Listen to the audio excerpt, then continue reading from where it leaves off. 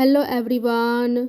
Next chapter के starting में हमें बताया जाता है कि एम्परर के साए के रूप में यूनहान को बाहरी दुनिया से गुप्त रखा गया था और यूनहान अपने मन में बोल रहा होता है, यदि एम्परर ने मेरी जान उस समय न बचाई होती जब मैं तीर से घायल था और कुछ लोग मेरा पीछा कर रहे थे और उस रात को मेरी मृत्यु हो गई होती। फिर हमें बताया जाता है कि यूनहान एम्परर के प्रति अपने जीवन का ऋणी था, इसीलिए वह उनका वफादार साया बन गया और सीक्रेट मिशनों को अंजाम दिया और यूनहान कभी भी किसी भी मिशन में असफल नहीं हुआ।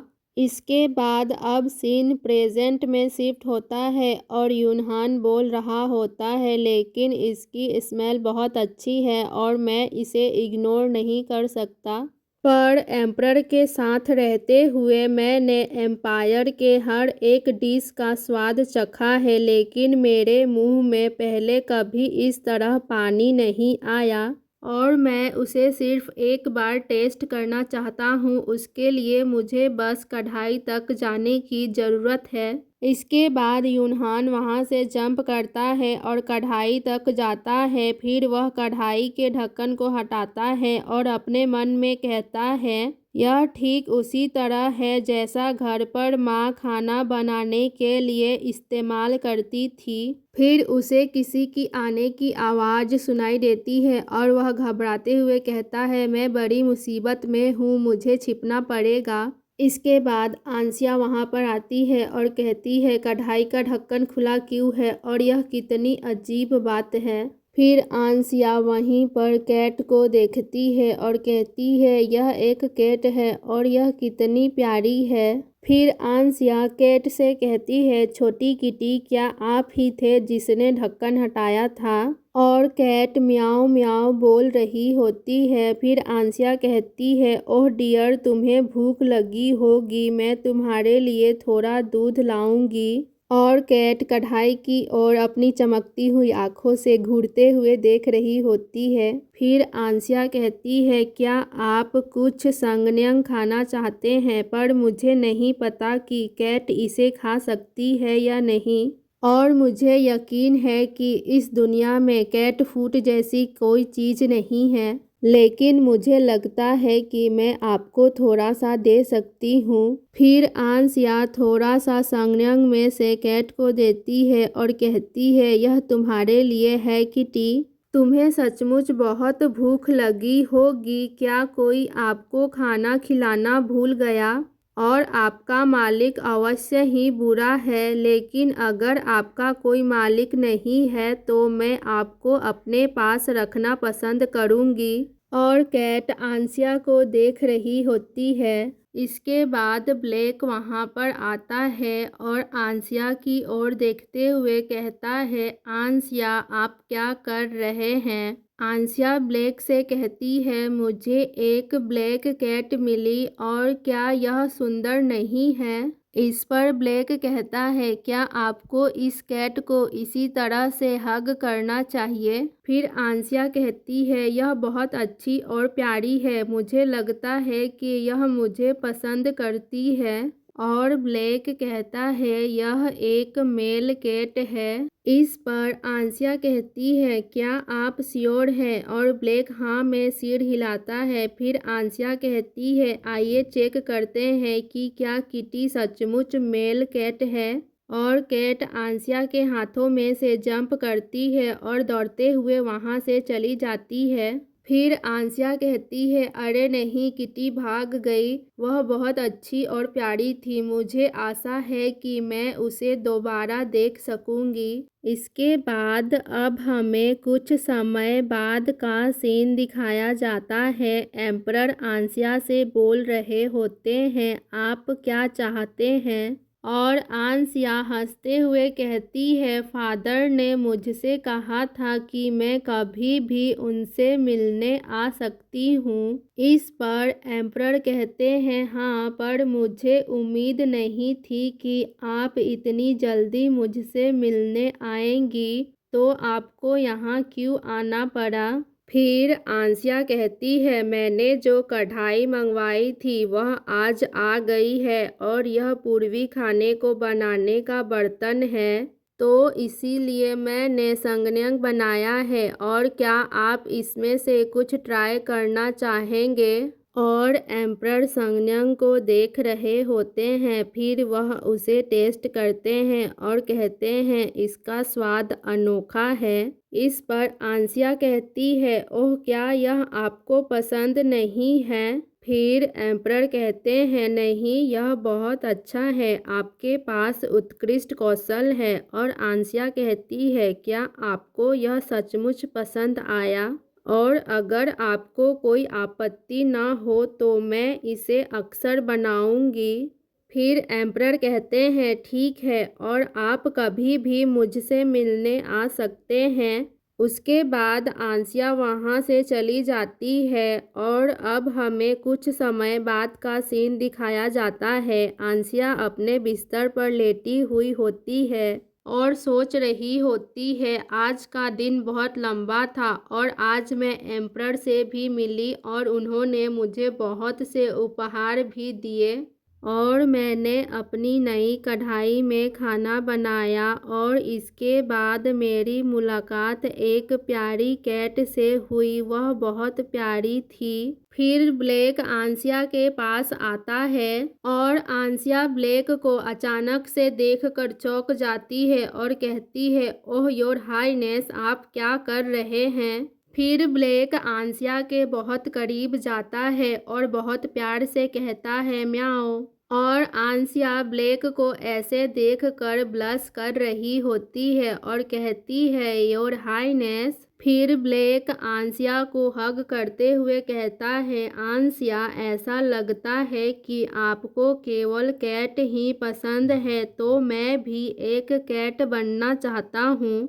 और आंसिया, जब मैं आपके पास हूँ तो आप क्यों किसी और एनिमल को चाहते हैं? मैं आपके लिए रेबिट, कैट और यहाँ तक कि डॉग भी बन सकता हूँ, बट प्लीज़ आप किसी और एनिमल की तलाश ना करें। और आंसिया कहती है, योर हाईनेस।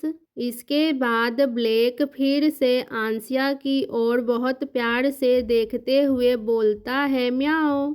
और आंसिया ब्लेक को ऐसे देखकर बहुत ही ब्लश कर रही होती है। फिर वह ब्लेक को हग करती है और कहती है, योर हाईनेस, आप क्यों इतने ज़्यादा प्यारे हैं? और ब्लेक आंसिया के इस बात को सुनकर हंस रहा होता है। इसके बाद सीन शिफ्ट होता है और कोई रिचर्ड से बोल रहा होता है, ये इंपीरियल कोर्ट की ओर से आपके रिक्वेस्ट के अनुसार रिपोर्ट है। फिर रिचर्ड उस रिपोर्ट को देख रहा होता है और अपने मन में कहता है, यह कैसे हो सकता है? उन्होंने आज हमें पूर्वी देशों की खाद्य आपूर्ति पहले ही दे दी है और एम्परर आंसिया को हर दिन उपहार भेजते हैं। और आंसिया, आपने एम्परर का विश्वास पाने के लिए क्या किया? एम्परर इस एम्पायर के एकमात्र व्यक्ति है जिनका मैं आदर करता हूँ। मैंने उनका ध्यान आकर्षित करने के लिए हर संभव प्रयास किया, लेकिन एम्परर का दिल एक अभेद किले की तरह है जिसे मैं नहीं खोल सका। और उसने सबसे पहले मॉन्स्टर क्राउन प्रिंस का दिल जीत लिया, फिर वह आगे बढ़ी और एम्परर का भी विश्वास जीत लिया। और आंसिया, आपके साथ क्या हो रहा है? कोई भी व्यक्ति अचानक इस तरह कैसे बदल सकता है? इसके बाद रिचर्ड गुस्से से कहता है, ओह अगर मुझे पता होता कि चीज़ें इस तरह से होंगी तो मैं उसका प्रपोजल एक्सेप्ट कर लेता। वह हर समय मेरा पीछा करती थी और कहती थी कि वह मुझे पसंद करती है, लेकिन शादी के बाद वह पूरी तरह से बदल गई है और वह बहुत ही क्रूर हो गई है। पर इस वजह से मैं उसे और भी अधिक चाहता हूँ। और किसी चीज़ को पाना जितना कठिन होता है, आप उसे उतना ही अधिक चाहते हैं। मैं आंसिया को अपना बनाने के लिए कुछ भी कर सकता हूँ। फिर हमें कुछ समय बाद का सीन दिखाया जाता है। रिचर्ड अपने फादर से कहता है, क्या आप मुझे ढूंढ रहे हैं फादर? इसके बाद हमें रिचर्ड के फादर को दिखाया जाता है। वह रिचर्ड को गुस्से से घूर रहे होते हैं। फिर वह रिचर्ड की ओर स्टैम्प को फेंकते हैं और रिचर्ड इस हमले से बच जाता है। फिर रिचर्ड के फादर गुस्से से कहते हैं, तुम क्या कर रहे हो? आज एम्परर ने प्रिंसेस को फिर से उपहार भेजे हैं और प्रिंसेस रॉयल पैलेस में इस तरह घूमती है जैसे वह उसका अपना पैलेस हो। और मैंने सुना है कि एम्परर ने यह तक कह दिया है कि वह सील फेस्टिवल के रॉयल बॉल में एक साथ जाएंगे। इसके बाद अब हमें सील फेस्टिवल के बारे में बताया जाता है। यह एम्परर द्वारा डार्क गेट को बंद कर दिए जाने के बाद उनकी वापसी की खुशी में मनाया जाने वाला फेस्टिवल है। फिर रिचर्ड के फादर बोल रहे होते हैं, इस रॉयल बॉल में सभी देशों के राजदूत इकट्ठे होंगे